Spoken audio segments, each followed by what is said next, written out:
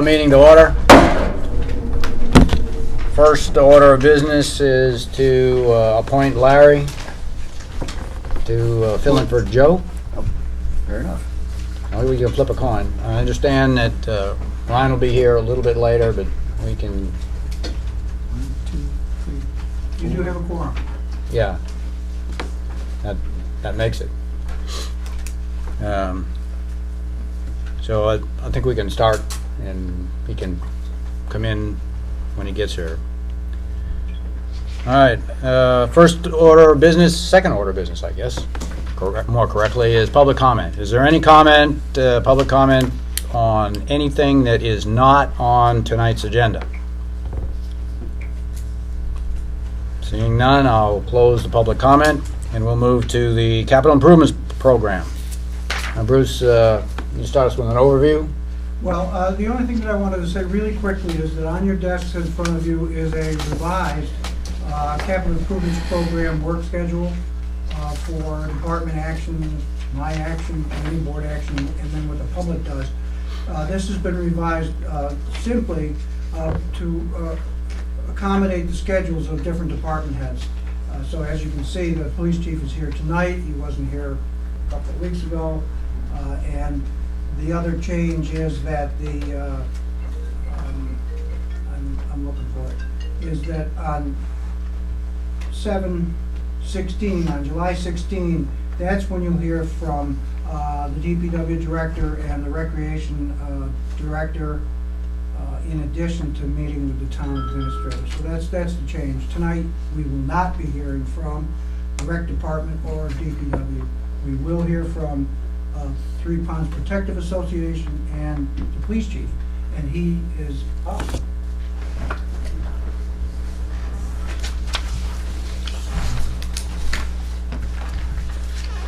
So, which of the items would you guys like me to start? Start probably with the easiest one, which is cruiser payment for the lease. Okay.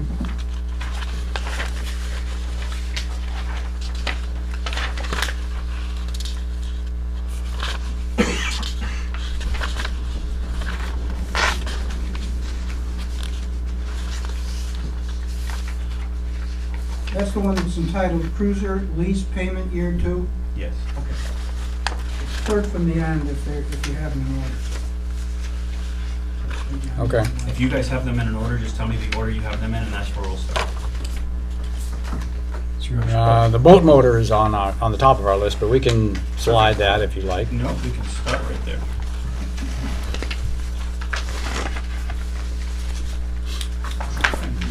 So on the boat motor one, there is a typo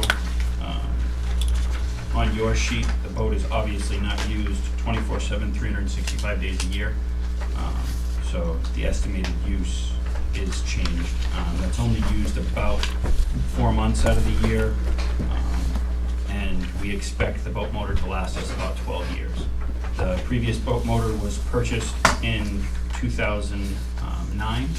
So with the expectation that at 2023, the boat motor will be at the end of its life. So I'm suggesting that we start putting away $3,000 a year starting next year to have $12,000 in 2023 to purchase a new motor for the police department's boat. Where did you derive that estimate from?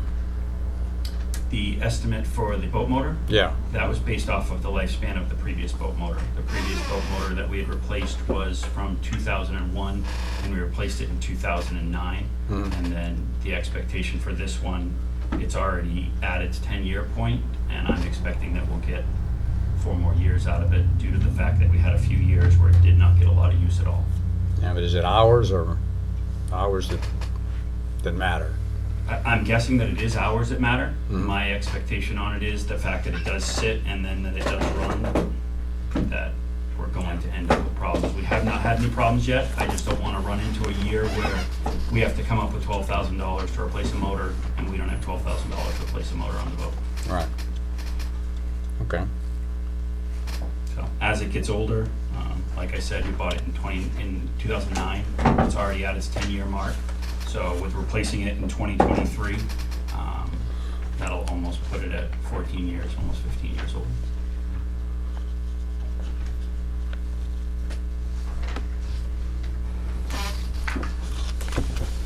All right, guys. This isn't a must create, so if this is pushed off for a year or so, that's something we can push off as well.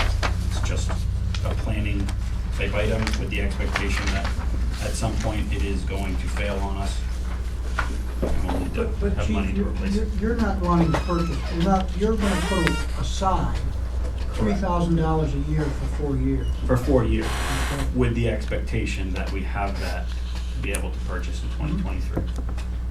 That doesn't mean in 2023, just like for Cruiser 1 was supposed to be replaced this year as well. Mhm. We pushed Cruiser 1 off till next year to replace it because the life cycle of it wasn't ready to be replaced.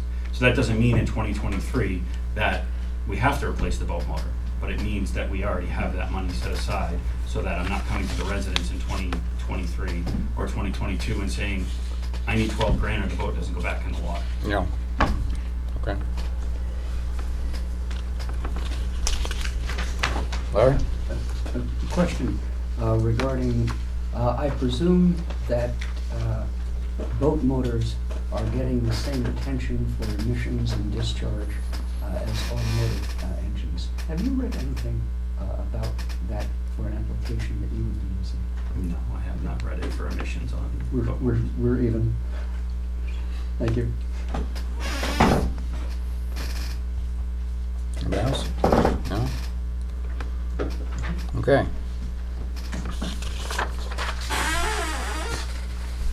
Let's go to the cruiser lease then. Cruiser lease is next. Okay. So the cruiser lease payment is payment number 2 for the 4-year lease for the replacement that we did for cruisers 3, 4, and 5. It is the $31,000 payment that is annually in my operating budget. It meets the standard for CIP because it's over the $10,000 mark. Right. Okay.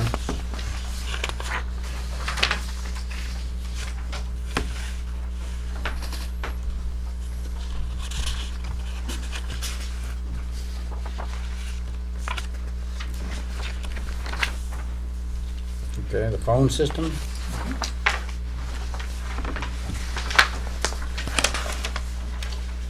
So the telephone system, with the expectation that the phone system would hopefully last us till 2021, I was requesting that we start putting away $5,000 in 2020 and $5,000 in 2021 for a total of $10,000 to replace our phone system at the police department. The phone system was purchased in 2001 and has already started to fail. We've already lost the ability to receive voicemails at the police department. That board has crashed and is no good at all anymore. To replace that board with a used board would cost us $350 just for the computer board, and then with the total man hours and everything to set everything up, it would cost us almost $800 just for a used board that we don't know if it'll last us for 2 days, if it'll last us for 2 years, because it's a used board.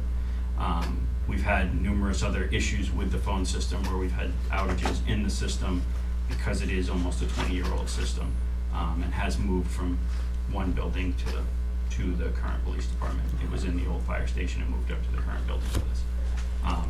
It's time to start putting away money for that. Hopefully the system does not completely fail this year. I am getting quotes from different companies this year just in case the system fails on us completely this year, and then this would be a moot point.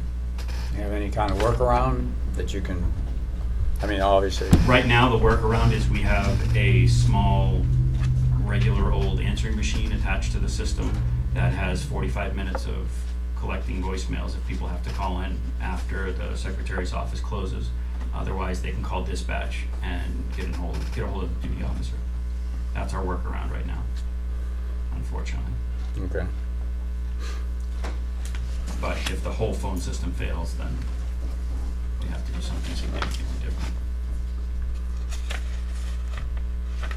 So that's with the expectation that the phone system was getting old, we were having issues. That's why I created this item to go into the CIP with the preparation and the expectation that that system needs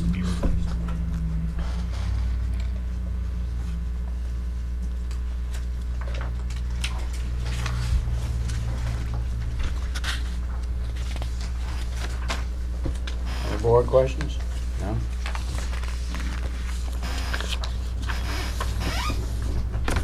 So this would not create a new capital reserve fund either. This money would be deposited into the Milton Town Technology Fund. And then it would come out of the technology fund to purchase the phone system for the police department. So it would be based off a CIP fund that's already there. And that's what that technology fund was created for replacing of computers, replacing of phone systems, Right. those types of things.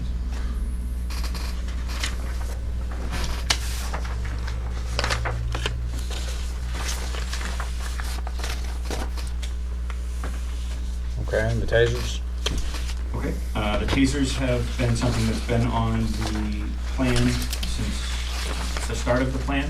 It is, this just happens to be the year for their replacement. Tasers, the X2 tasers that we wear on our hips, you can see the one on the lieutenant's hip, the yellow taser. Those have a 5-year lifespan. The warranty is 5 years. Once the warranty is up, their lifespan is up.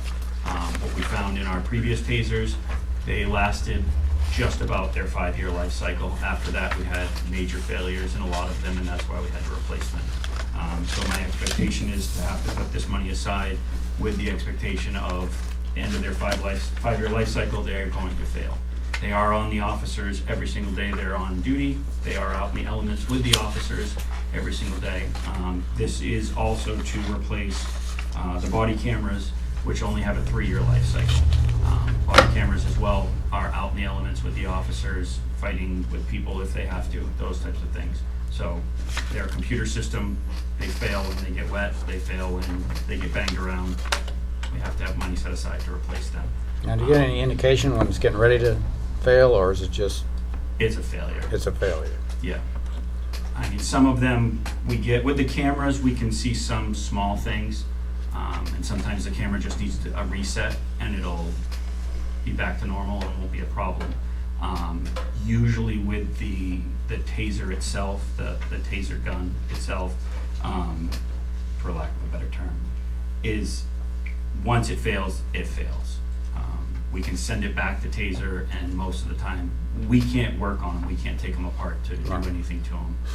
We send it back to taser, they look at it and either say it's a complete failure or we can fix it and it costs this much money to fix. Okay, do you have spares? We do not have any spares. No spares. Of either? Cameras either? No. The 2 spares we have for the cameras are currently broken, so I'm purchasing 2 new ones. So we'll have 2 spares for the cameras, but until we purchase those new ones, we don't have any spares currently.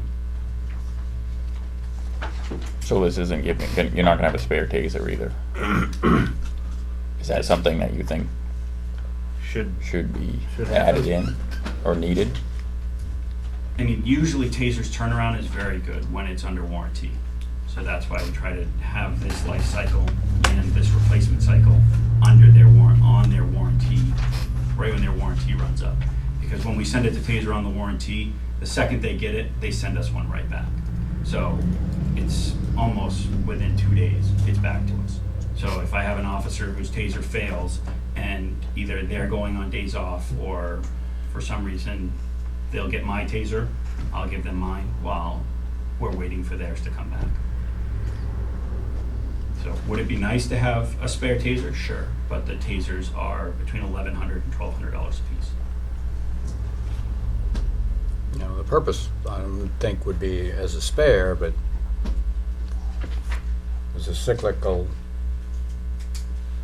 infill that covers you. But if it's only 2 days, a couple of days, then I guess. It's a very quick turnaround from Yeah. Taser, especially when it's under warranty. When it's under warranty, it goes out, they take it and they send us back. Same with the body cameras. When they're under warranty, we mail it to them, they mail us one right back. That's why once they get out of that warranty cycle, it can get expensive for us, and then they have to RMA it, and they have to do all their tests to figure out what it is, and then we can be 30 days before we get the camera back. And maybe you said it and I just missed it. What's the warranty period for the camera and for the tasers? So for the tasers, it's 5 years, and then for the, for the body cameras, is 3 years.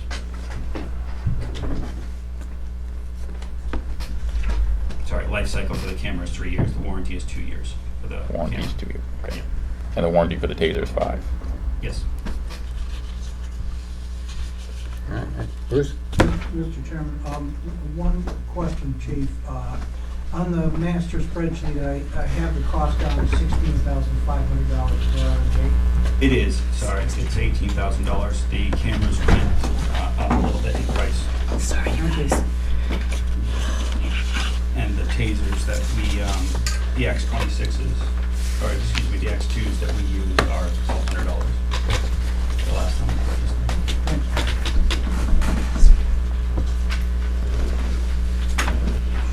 Anything else? Go ahead, Larry.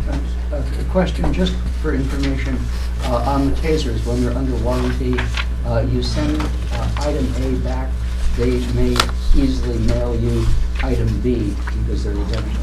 Are the cameras unique, or are they, when they're under warranty, do they just send you B, you sent them A, they send you B, or do they repair A?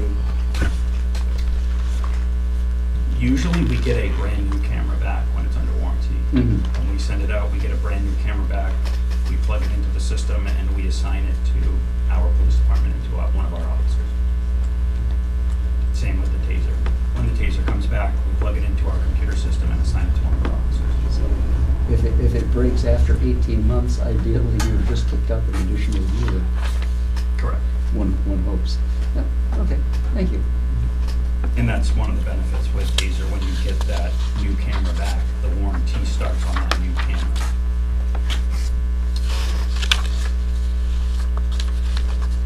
So you want to break them at 30 months? Not at all. Keep them for, if we can keep them for the extended period of time, Right. keep them so that they outlive the life cycle that we want. I get what you're saying. If I can keep them to outlive the life cycle that they're supposed to, that's a huge benefit to the community. Which is what we were able to do with some of the tasers. Tasers are like anything else. Some of them are going to last longer than others. Some are going to break quickly. Knock on wood, we have had 0 issues with either device. And when we do have issues with them, we send them back, and Taser's been wonderful in getting them back to us. I guess I would assume in either case, if one wasn't under warranty and it couldn't be repaired, and you just needed to purchase a new one, they're fairly quick at getting one Yes. out to you, probably next day or so. Yeah, we can get a replacement one within a week usually.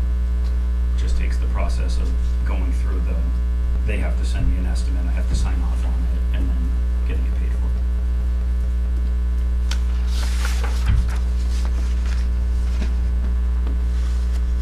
All right, let's go to Cruiser 1 then. So Cruiser 1 is up for replacement this year. It should be added to mileage replacement this year. And hopefully we will not have any of the issues that have come with those cruisers when they do get over the 100,000 mile mark before replacement time comes. Cruiser 1 is paid for out of the detail line, just like Cruiser 2 was this previous year. So there is no increase in the tax base or out of the general fund.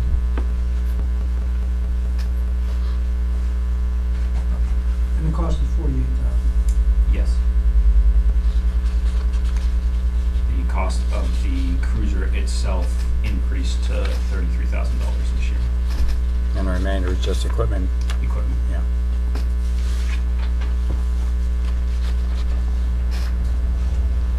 We switched our light package because just like many of the other things, the light package has a 5-year warranty. When the warranty runs out on those and they start to break, it's pretty expensive for us to replace them. It's cheaper to change them out, have the 5-year warranty, than it is to start fixing things once they start breaking piecemeal-wise. Right. But you would do that mid-life cycle on the Cruiser itself? What do you mean on Right. the cruiser itself? If you had to replace the lights? So the lights warranty runs about the same life cycle as the cruiser. The cruiser is about 5 years. The warranty is 5 years Okay. on the lights. So the new Whalen lights that we have are a 5-year warranty on them. So the life cycle of that car is usually about 5 years. So that life cycle would be 5 years of warranty on the lights as well. So anything that breaks on those lights, we can send it back to that company and get it fixed under warranty.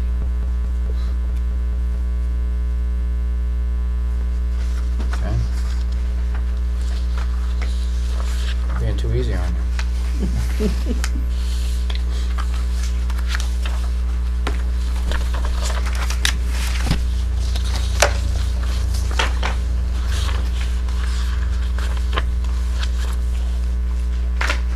My stuff is way out of order. That's it. I don't have anything else. Oh, Should be it. okay, that's it? Okay, All right. Other questions? thank you much. All right. Thank Thank you. you. Have a good night. Thanks to you guys. Sorry I was late.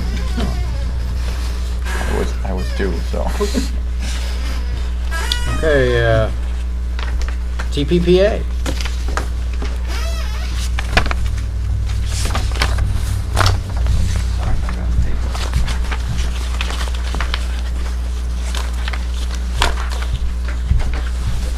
Good evening, folks. I'm Steve Baker. I am the treasurer and the original founder of TPPA, which began back in late 2004. So we're coming up on 15 years. And we're supported in overall by Town of Milton, Town of Lebanon. We get funding from the state of New Hampshire in support of our initiation to get rid of European NIAD as of 2016. And we also get money from the state of Maine as they fund our boat inspection program, which is done over at Everett's Cove. That's really a they give us $2,000. We spend about $2,000 to run the program every year, so, but it does ensure that we inspect, hopefully, as many boats as possible. And we've been paying, TPPA has been paying, for, I think it's about 5 or 6 years now, for boat inspections at the town beach. Prior to that, the state of New Hampshire paid for it, but we had to go through them and pay payroll taxes. It was kind of convoluted. We felt overall it was better if we in fact funded the students who do the inspections at the boat ramp, actually at the drive-in at the town beach. So we go through Karen and we pay the students every year. Now this year I heard that she's been having trouble like the rest of the world in hiring people, so I don't know who's going to be doing it, but hopefully there'll be somebody down there to do inspections. So we're here actually because I heard yesterday from Bruce that the SIP program was something we should be prepared to discuss, and because we've never gone through SIP, we've come sort of hats in hand, because I've got my fellow TPPAers here, president and vice president, who will answer all your questions. But what I'd like to say is that because last year we heard that we were asking for $10,000+ that we ought to go through the SIP program, Bruce put in a marker for us, and evidently we figured, okay, I guess that's all we gotta do is put in the marker. So we've been quite unhappy, and when I heard yesterday that we needed to make a presentation tonight, we started feeling, whoa, now what? So, we're here prepared to answer absolutely any question you have, and to come back in a week, 2, or whatever the next meeting is, and give you a more formalized presentation. But we've got all the powers to be here, including all the answers to what we've done the past few years, where we hope to get the money this year, and what our plans for this summer. We've done fairly well at getting grants. Wayne writes pretty long and detailed grants to both Maine and New Hampshire, and they're pretty successful in getting them to give us money. And I frankly think that both Maine and New Hampshire wanted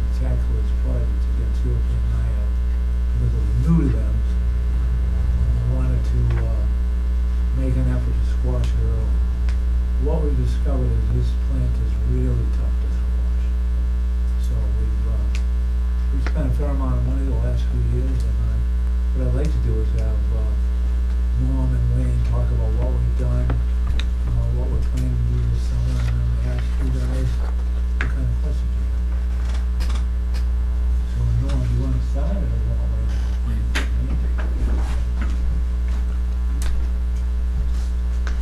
I'm Wayne Sylvester, I'm the Vice President. I had Bruce pass out to you a chart that shows the annual cost to date and then the cost sharing.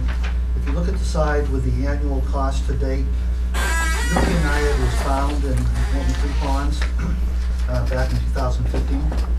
We did nothing that year because we just found it. In 2016, if you look under costs, we went and we hired a company out of Brownfield, Maine, New England Milfoil. They came in and did dash on a 41-acre area up off from Northeast Pond on the Sewell Shores side. They harvested 26,000 gallons of European Naiad over 5 weeks.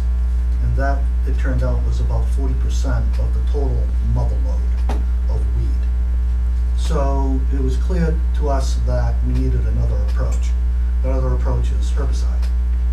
And in 2017, we went and convinced DEP, and they were very willing, actually, to go and apply herbicide to that 41 acres. And you'll see that the cost for that was $10,405.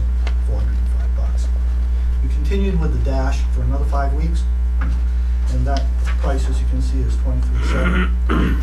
And that the expenditures for that deal was $35,000 plus. All right. In 2018, the DEP felt that the 41 acres needed a second whacking, so they went in and applied a second treatment to those 40 plus acres, and the price had gone up a little bit, like things do, almost to $12,000. Dash prices also went up, as you can see, a little bit, and we expended $25,000 there. You can see that for the year 2018, we spent a little over $37,000. For 2019, we didn't expect that we were going to have to do a herbicide treatment. We had done 2 to the 41 acres. We did not think that DEP would either A, pay for a third year, or it may not be required. However, back earlier this year, John McFedrin from DEP went and said, I think it would be prudent for us to do it a third time. So where you see where estimate and unplanned, it turns out that this year the herbicide treatment for those 41 acres is going to run $10,876. At the same time, the dash units found some pretty dense growth at the mouth of the Branch River. If you've been up that area, you know it's very shallow. And where the Branch River empties into Northeast Pond, it was a sizable area. Enough so that harvesting by dash methods really wasn't feasible. So we contacted DES. They are more willing to use herbicide than DEP is normally. And what happens is we're going to apply herbicide to that area on the mouth of the Branch River, and that price tag is $8,474. So herbicide treatment for 2019, unplanned, bottom line, $19,350. All right. We're also going to apply herbicide to the area down by Fire Island. So that area as well is also extremely shallow down that part of the channel before it goes into Depot Pond. And that'll be the third area. As a result of applying herbicide to 3 areas, we cut back the dash from 5 weeks to 3. All right. And this is going to be a fluid situation from year to year. So that this year, when we send out the dash unit the very first year to survey the ponds, they may find a mother lode somewhere else. We do not know. You know, we've already spoken to you about the nature of this plant, so you don't need a biology lesson. But you know that this plant is going to be difficult, and we're in for the long haul, which is why we're here tonight, and why, you know, we feel that requesting $10,000 per year for the next, don't know, years, is prudent. Because in a given year, instead of this year, by the way, we're also going to solicit the professional services of Laurie Callahan from the York County Invasive Aquatic Species Program. Don't ask me to repeat that. but she's an expert. She finds the weed, all right? And what happens is that the total cost for this year, it said 32 to 35. If you look on the chart, it's gonna be close to 40. All right? On the back side, you can see the actual cost sharing that we've done over the past. And this is just to kind of give you, if you look for 2019, we did not expect anything for herbicide, DEP. As I told you, we do. They are gonna give us 10,876. The grant from DEP last year was 3,700. This year, it'll be 0 because they're gonna pay for the herbicide treatment, total cost, 2 areas. The DES grant last year was 6,300. This year, they gave us 10 to cover the cost of the herbicide treatment and partial cost for the dash. You can see that Milton and Lebanon, you people gave us, thank you, all right, last year, 5 grand. You allowed us to carry some of that money over because we did not expend all of it. This year, we requested via CIP 10 grand for 2019. I would think that the cost over the next 5, 10 years will be somewhere in that $40,000 range, plus or minus. Best guess. Questions? Excuse me, Wayne, did we tell you originally that we wanted 20 going after this year's 9K? Right now in the spreadsheet, I show 10,000 per year, all the way out for 6 years. But it's your program. Yeah. I'm kind of hoping we would ask for 20 and see whether we could get that number after this year. So that 2020 on is what, 20K? I would add one thing. We're never certain how much we're gonna get from DES and DEP. Every year, we figure we're gonna get less.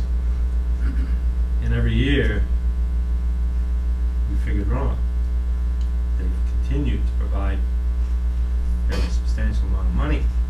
And that's why in 2017 and in 2018, we charged the towns actually less than we had expected them to pay. And this year, I don't know. I don't know if we're gonna have to come and spend $10,000 from Milton, or $10,000 from Lebanon, because we've gotten more grant money. So when you ask us, what about next year, and the year after, and the year after, we don't know how much money we're gonna get from the states. So we have to give you a best guess. You know, as far as the money that TPPA can provide, we generate funds from the contributions of our members, and we generally can use about 6,000, 7,000 of that, apply it to the NIAID. And we started 13 years ago to put together a fund, an invasive species fund.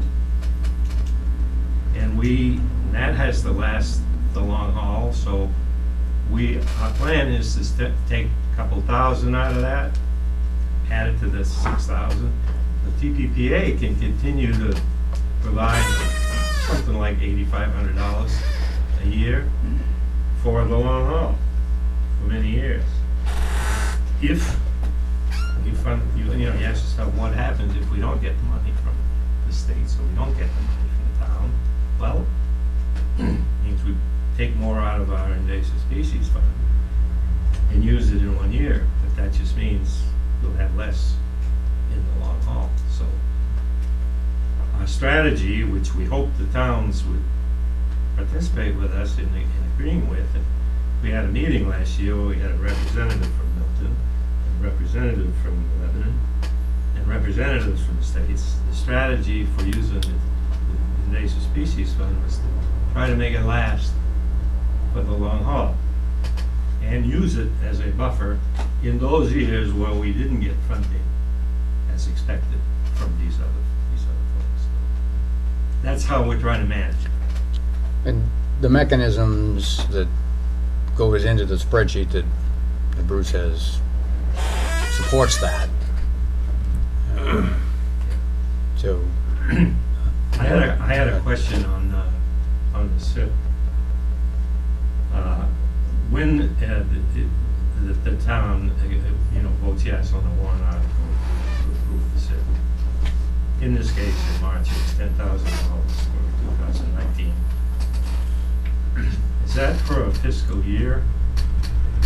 Is that 2019? Is that for work done from March Yep. to February, or from? that's the expenditure for that approved year, yeah. Calendar year? Yes, Okay, it's calendar year. yes. Okay. I didn't know. All right? As I remember, in the event the operating budget fails, statute provides that the default budget has the power, the operations power of a operational budget by default. So it runs from January 1st, even though you're voting on it in March. So it's a, frog in the well. A question? Another question. Oh, go No, ahead. okay, now, so I think it is 40,000 per year in solid state math, okay? 40,000 per year, no major changes in any funding source would be nice. And 10,000 has been your estimate, 20,000 would be ideal, and that would be with resources continuing the way they are from other sources, be enough for transformation and eradication in nominal 20 years? We don't know that, Larry. If you ask John McFedrin from DEP if he was here tonight, he would tell you quite honestly that until 3 years ago, they didn't know anything about this weed. I mean, they know everything about milfoil, and milfoil, as you know, once you pull it, it's gone. I mean, it's a bugger to get rid of, but it's gone, all right?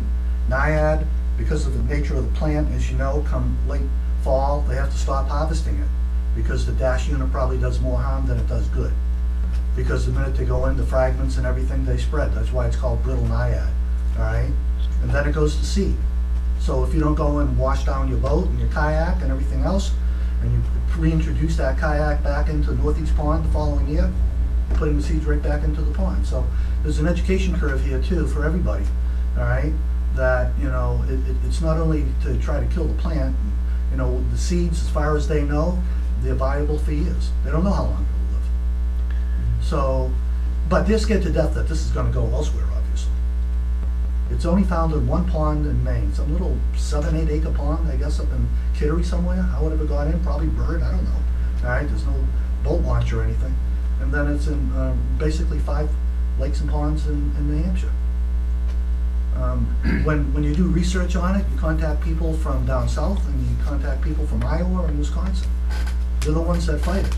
And in Iowa, for the most part, they fight it strictly with herbicide because they considered that the dash wasn't an effective means, that it was more cost effective, all right, to nuke it, the herbicide.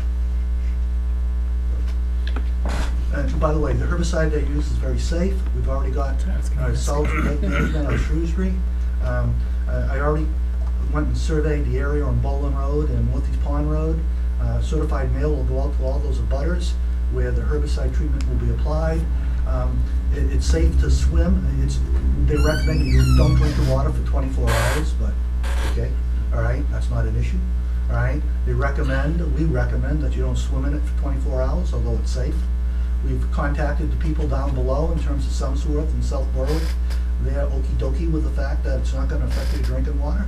That by the time it gets there, it's so diluted. And Solitude Lake Management does the testing via DEP and DS, all right? The water testing to make sure that everything is fine. So it's a pretty safe product. It's been used since World War II. It's called, all right, diquat dibromide reward is the trade name. That's not like Ancient Orange, right? It doesn't What- kill- what's It it- change it color. doesn't kill seed What's the beds. effect That on plant, the plants that are fish? growing will die. It has But any seed beds will sprout up. minimal impact on other species in aquatic life in terms of fish. Now, you've touched on study a couple of times, but have you looked at actually, I won't say commissioning a study, but maybe I am saying commissioning a study, to look at, you know, where, why, and, you know, to better support your eradication strategy, you know, procedure and process through time. I mean, you don't want to be completely reactive. Yeah, I think Norm mentioned, or Steve, I don't remember which one now, that we had a meeting back in February, whatever it was. Late January, and all the big wigs were there. All the brain trust was there. And if there was another way to go and control this, they'd be telling us. All right, to the best of their knowledge. I mean, the other option is it's called benthic barriers. It basically is a weighted top that you put down. You're going to do that on 41 acres at $100 a square foot. All right. So the treatment is either herbicide or dash, manual harvesting. I mean, eventually, I think that we got to do a better job, and I think we're doing a good job, maybe do a better job, educating people who live around the lake and say, you know what, in front of your house, if you see this plant, it's easy to identify once it starts growing. Pull it. But you got to pull it before the end of August, because then it turns brittle. And now you're going to spread it more. You know, when you take the boat out in the fall, wash it. I mean, this isn't rocket science, but everybody's got to do it. The, both state, New Hampshire DES and Maine DEP have invasive aquatic species programs as part of their organizations. Both have marine biologists. They have been studying this plant in Milton. I know they have done that. It's not like we've commissioned this study, but they are studying it. And every year, as a result of what they are finding, they give us advice, usually in the February timeframe, for what we should be doing this summer. They're trying to find, you know, how that plant behaves and what are the best techniques for keeping it under control and eradicating it. John McFedrin, whose name has been mentioned, he's named DEP guy. He has recently put out a formal notice of intent to use herbicides, which is something they have to go through to get permission to apply the herbicide. In there, he's had to provide a rationale for why it was necessary to do so. In that rationale, he explained the history, and he said something that caught my eye. He said, we hope that this will be the last of the 41 acres that we use herbicide, but we really can't say for sure that that will be the end, because we simply don't know. So he's alerting those who give permission to use herbicides that they may be back again next year to do the same thing. They're trying to understand the plant. Best way to think about it, I think of 1,000 acres of lawn, and part of it's got dandelions. If you can get the dandelions out of the lawn before they turn to seed, you probably will be successful in that patch. But if they turn to seed, then those seeds are going to go, and you're going to find next year some dandelions where they didn't exist the previous year. Now you got to go get those. And you got to go back in the area that you looked at the previous year. And you may find in front of my house, we had some naiad growing 2 years ago. My neighbors went out and they filled several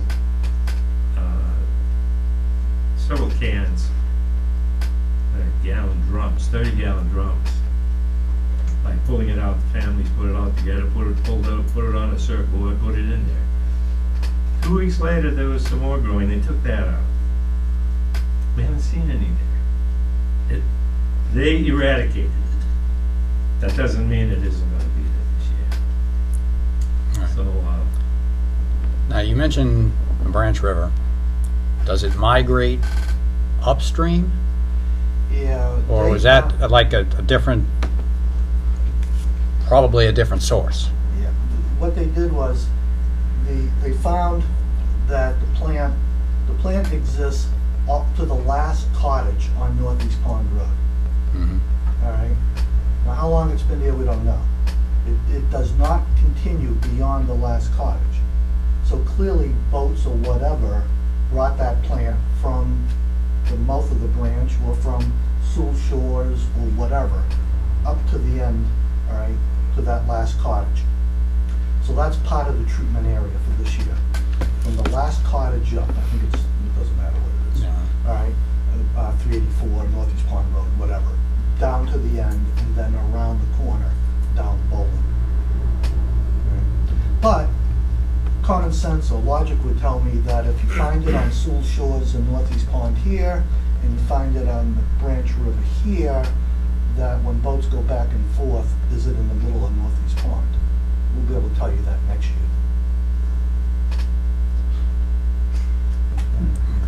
Peter? What about Spalding Pond? Spalding Pond has it, I'm afraid, along with Milfoil. And that is one of the areas that this year, one of the residents, they're not part of TPPA. How come? I don't know the answer to that. I'll let the boss tell you. I don't know the answer to that. Well, when they discovered Milfoil back in probably 2008 or 9, they had no idea what to do about it, and they got it pretty bad. They didn't have an association, and frankly, we didn't go out of our way to go down and get them involved in TPPA because it's their own separate pond. But its taxes help pay for this, right? Some No. of it? When it comes from Milton? Yes. So, Yes. Yeah, Okay. yes, yeah. But they, for whatever reason, wanted to go through dealing with both the state of New Hampshire and Maine. And Maine, at that particular time, were arguing between New Hampshire whether they could do the Riverside. And they decided, as a result, nothing got done. So for several years, they sat and it just kept going. And I have no idea how badly they have it now, but I understand they now have some NIAID as well, so. Now, Wayne, you stated that down south and out west, they use strictly herbicide and they don't use the dash method at all. Well, no. I believe it was Iowa or Wisconsin. I think it was Okay. Iowa. Does strictly the herbicide. Now, what does down south do? They do Combination. both? A combination? And you know what else they do down south? Nothing. And all right, they do. And if you ever watch any bass fishing tournaments, whatever, you see that those water bodies, for the most part, are pretty choked. Most of it is milfoil, but what we're also definitely afraid of, we're definitely afraid of milfoil coming into our ponds too, trust me. But it's called hydrilla. And it's a southern bugger plant that when you get it is as difficult to get rid of as naiad or milfoil. So would it be more cost effective to either do strictly herbicide or strictly dash method here in Milton and Lebanon? If I had, am I on camera? If I had my. Yeah. Yes. Yes. If I had, no, herbicide is more cost effective. I mean, we spent 20 grand pulling 26,000 gallons and got 40% from 41 acres. The herbicide treatment was around 11, 12, and was pretty effective. It knocked back, when we went out afterwards, I went out with them, and that biomass was knocked right back, all right? But it came back. So, Not as bad, but it came back. so if it's more cost effective, wouldn't you want to just concentrate mostly on the herbicide and Yes. less on the dash? Yes. Yeah, I would add to that that's what we're really trying to do, Yeah, but it's more cost effective where it's dense. yeah. I'm not sure how cost effective it would be when all you have are a bunch of scattered plants. Right. So the idea is we're trying to go after it with herbicide where it's known to be dense. And we're trying to have the others removed either manually by volunteers on the water's edge or by divers, using the dash where we have scattered plants. The problem is, once you get below 5 feet, the depth of the water gets below 5. I mean, the volunteers, the VIPs, the people that survey the ponds, and, like I have the area from the bridge, all right, on the New Hampshire side, down to Pat Kelly's house, all right, down the channel, all right? And I survey that a couple times a year, and when I see scattered plants, like I did around my neighbor's docks, I pull them, all right? But I'm up to here. And once you get beyond that, then you need a dash. Mm. You need a diver to get in there. Now, the good thing of that is that the majority of Milton 3 ponds is pretty shallow. The bad part of that is that allows the plant to get plenty of sunlight and grow like heck. Last year was an unusually warm summer. We saw a lot of plants grow quickly, early. This year it's been colder. We plan to start the dash in late July, maybe, July 22nd. and who knows? Maybe by the time July 27 comes around, the plant will not have even grown to the point where we should start taking it out. You have to adjust to the circumstances.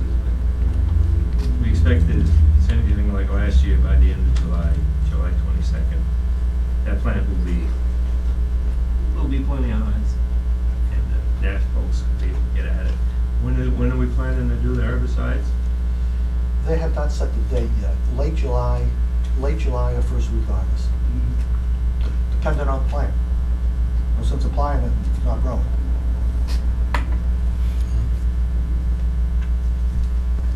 And this herbicide doesn't affect the other plants, the other 2 plants? Minimum.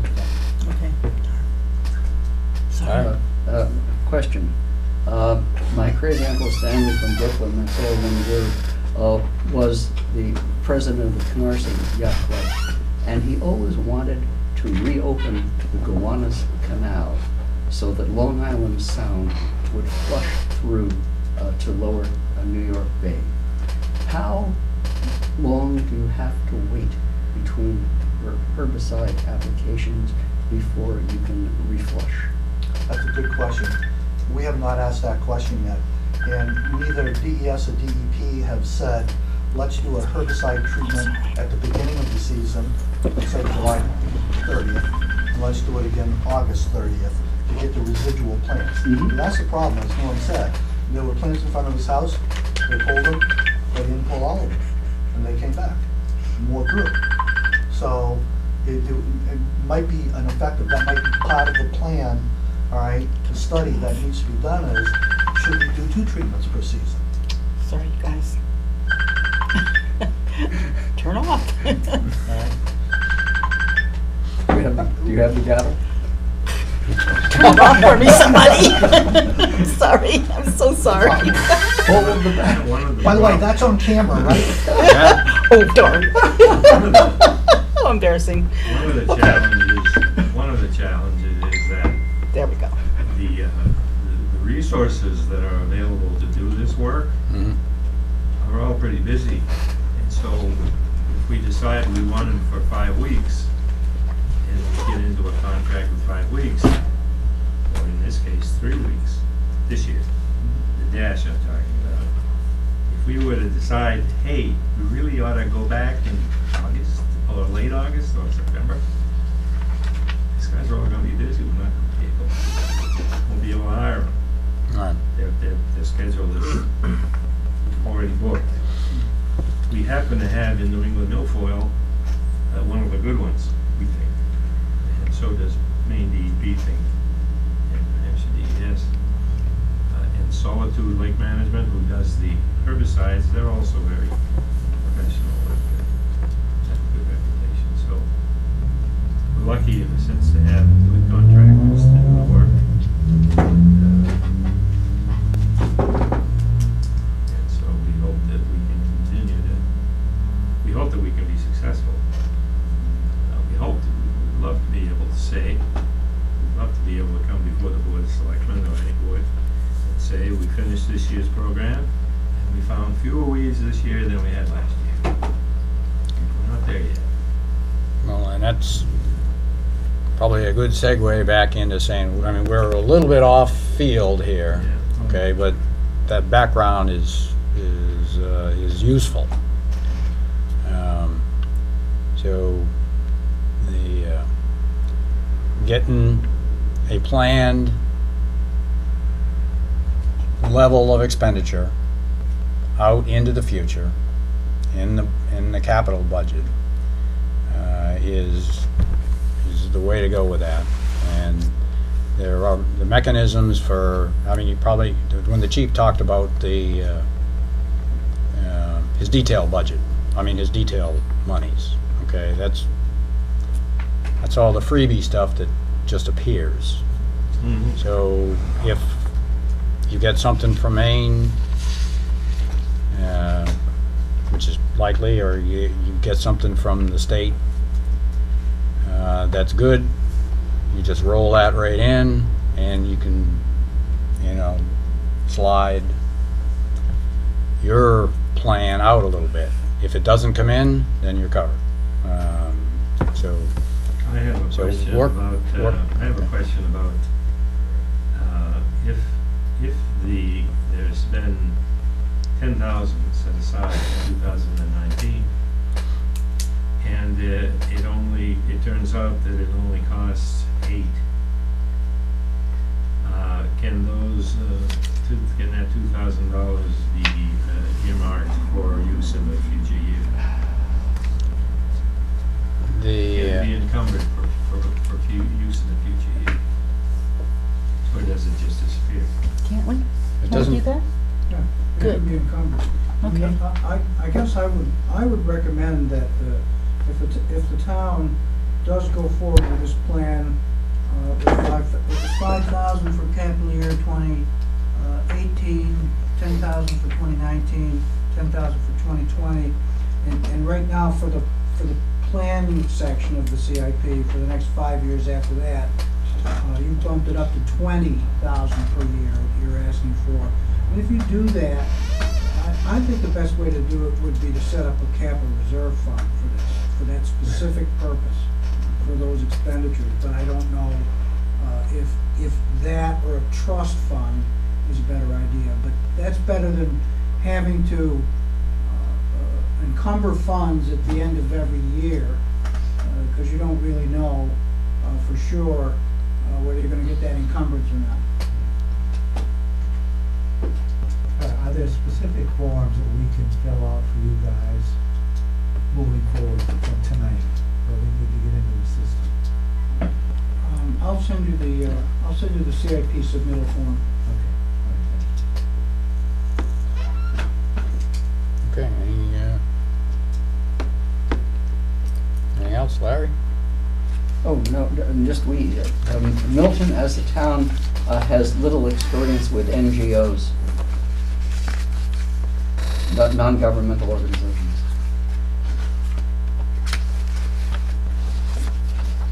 Well, that's okay, because TVPA doesn't have much experience with Milton, government sorry. organizations. We'll call it even.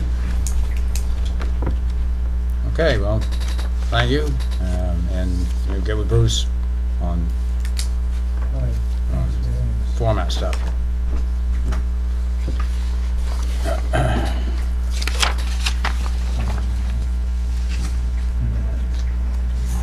I want to call one of you guys for Spalding Pond. I live on Spalding Pond. And I'd like to start an association or something like that. So if I can talk with one of you guys after, or if you could give me a call, I'd appreciate it. You give me. My phone number is on the site under planning board, Okay, yep. okay? Lynette McDougal. All right. Okay, I'd appreciate that. Yeah, I think that Amy Smagula from DES in New Hampshire has had contact with somebody. I don't know of anyone, so that's why I was asking. Yeah. Okay? Because if not, I'll start something. Yeah. Huh, I will- I know, wouldn't I? Matter of Sorry. fact, if you go to Amy Smagula, DES, New Hampshire, and give her a call, she'll speak to you on the phone to tell you exactly what she has going or not going with Spalding Pond. Okay. And, be on site or something? I can get you Amy's. Would you? email. Okay, thank you, I'd appreciate that. Because we dealt with the milfoil in Milton. That's what I'm worried about, yes. Thank you. I appreciate that. Sorry for interrupting on that. Next,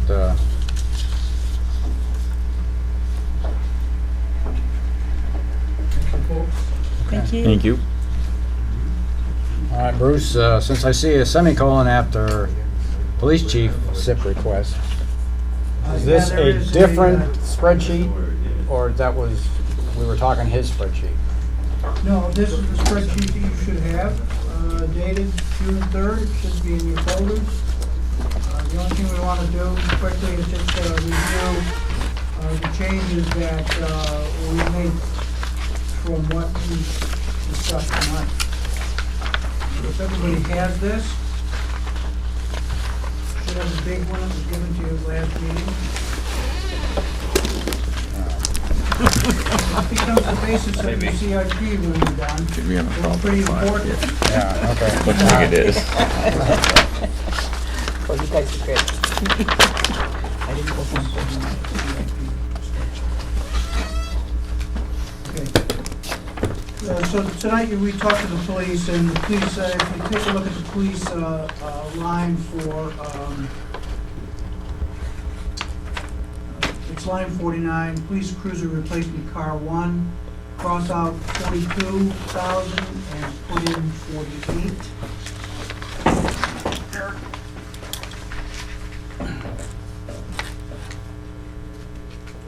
In line 51, under the taser, X2 and X and camera replacement, cross out the 16,500 and replace that with 18,000.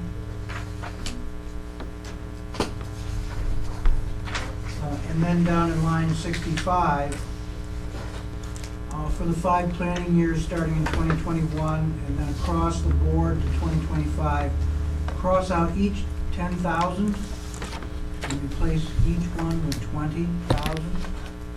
That's what they're requesting. Obviously, as you know, the 5 planning years can change as we get closer to the capital year each year. And then I take, if you turn the page over,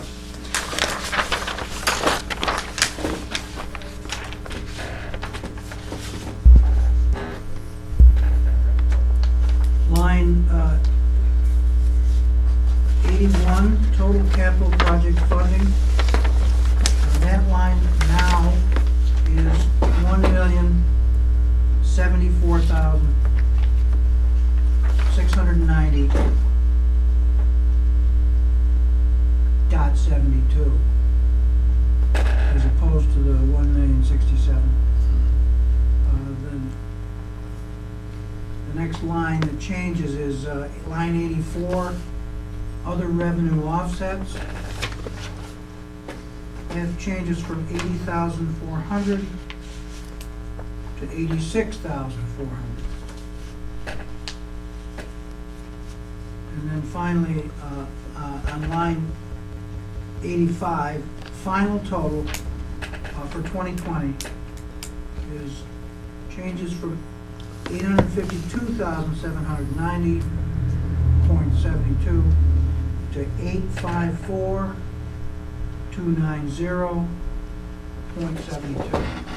And those are the changes that have occurred because of what you heard tonight.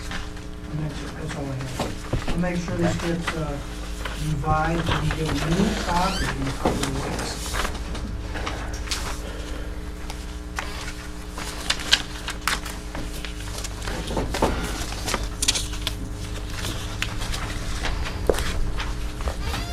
Okay.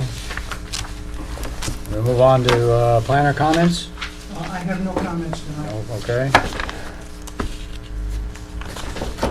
Approval of minutes? What? Mr. Chairman, I do have one comment. I didn't mention, if you would please take the schedule that's been revised, right here, the CIP schedule that you were given. Yeah. Please put it in your folders and keep it. Thank you. Sorry over there, okay. Approval of the June 4th minutes. I'll make a motion to approve the June 4th minute. A second. All right, a motion and a second. Any discussion? Hearing none, all in favor? Aye. Opposed? Yeah, me too. That's much nicer than, that is much nicer than we used to have. Okay, under other business, I have a Silver Street map. What are that, is that other business? No, I think that falls under the DPW. This was the CIP DPW, oh, this was part of the DPW, okay, Yes, all you, right, you did receive some of their materials, Yeah. but they are not here okay, and will be here on the 16th of July. right. So, again, hang on to those too. Yeah, no, I didn't pick up that, that subtle, difference, because it, I'm glad you said something. all right. Any, other business, Ashton? No? Motion to adjourn. Second. Second? I hear a motion and a very quick second. Any discussion? Stand up and leave. All in favor? Aye. Opposed? All right. We got 1939.